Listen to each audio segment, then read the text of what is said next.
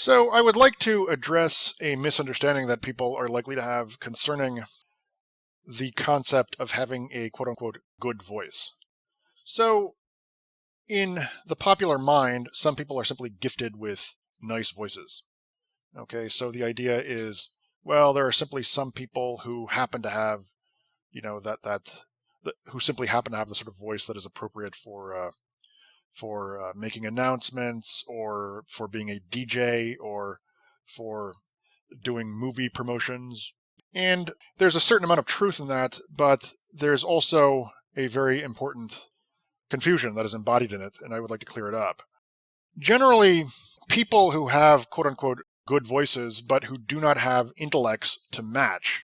Okay, so people who, have the vocal cords, as it were, but don't have intellectual abilities that are correspondingly good, those people tend to use falsetto voices. So, this is Casey Kasem, and I like to. They tend to use voices that have a kind of two-dimensional imitation quality.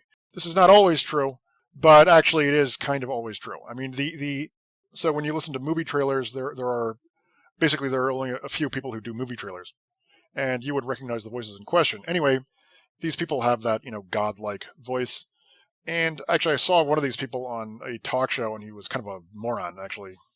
And so, but his voice is good. But at the same time, what I noticed is that if you actually listen to him talk for any length of time, you find that his voice actually isn't all that good. It's good only in certain kind of restricted contexts. And when he is given a chance to free talk, you find that his voice actually isn't all that good. It's kind of like somebody who looks good when you take a picture of him, but when you see him moving around or when you see him from different angles, he turns out not to be that good. And the reason that his voice was not ultimately that good was that he actually doesn't have that much of a brain. And by the same token, the reason why really good opera singers, or really good singers of any kind, but let's just go with opera singers here for reasons that will become apparent. The reason why really good opera singers have really good voices, okay, is that they don't just have good voices. They have an absolute ton of musical ability. So there's a fantastic harpsichordist by the name of Igor Kipnis, and his father was this famous opera singer. And so people are likely to think, oh, well, people who do opera, singing is not like playing the piano, which I do professionally, by the way. And I also compose. But singing is not like playing the piano. Anyone can sing. Not everyone can play the trombone or the piano or whatever. That's actually not true.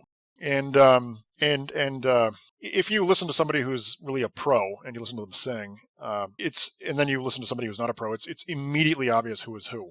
And the difference is not simply that the one person has good vocal cords, whereas the other is not. That's like saying that the difference between a good pianist and a bad pianist is that a good pianist has big hands, which is totally false. Horowitz had rather small hands, actually. The difference is that the difference is cognitive. The difference is intellectual. The difference has to do with, the ability to process, and then to process information of a certain kind, and then to articulate or embody that information in some kind of perceptible form. So that's why, not that Casey Kasem is a bad guy necessarily. I don't really know anything about him, but people seem to think that he has this wonderful voice, but the truth is that he has a falsetto voice. He has that Ronald Reagan kind of, well, I don't know, or this is Casey Kasem, and I'm gonna. He has that kind of that very imitable, that very easy to imitate voice, and the reason that he does not have a better voice, frankly, or the reason that he does not have an authentically good voice, as opposed to one that is, good for American Bandstand or whatever it is he did. That was not it. It was something similar, though. Actually, Dick Clark was a little better, but the reason that Casey Kasem does not have a genuinely good voice, frankly, is that he has he does not have that great of an intellect. I don't think he's a moron. I don't know very much about him, but I think in order to have a genuinely good voice, you actually your voice, you need to, your way of speaking has to become kind of informed by and suffused with intelligence, and that condition was not really met in Casey Kasem's case. I mean, no offense, and that's why his voice, though good, is good only in certain ways and in certain contexts. There's also another point that I would like to make, which is that some people can do imitations, but very few can. And this always kind of struck me because I naturally will do imitations. It will just, they'll just sort of happen. And, I can imitate anybody, not necessarily on the fly, although sometimes, but I can it just sort of happens. And what does this have to do with? Does it have to do with a random knack? There may be an element of that, but I think there's less of an element of that than people believe. I think that it has to do with a kind of childlike quality, not childishness, which actually is an affliction of adults.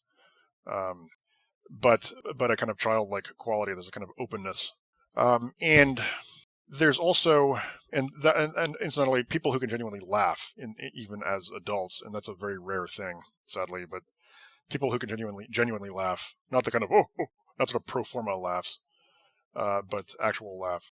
People who can actually laugh are the same people who can do imitations. So, there are some apparent exceptions to this. I mean, there are some people who develop mimicry skills when they're kids, and then they become kind of adults who are dead inside, but they can still do imitations. But for the most part, the principle just stated holds. Anyway, so anyway, the phone rang and I was interrupted. But so it's generally presumed that neurosis is a condition of adults, and this is actually not true. Neurosis is a condition. Genuine neurosis is a condition of people who are still emotionally alive and have a kind of emotional pulpiness. What is a condition of adults is the sort of brittleness of, basically, are the characterological residues of what were once live neuroses. And the kind of people who are able to be genuinely neurotic and not just neurotic in the kind of hardened shtick relevant Woody Allen type way.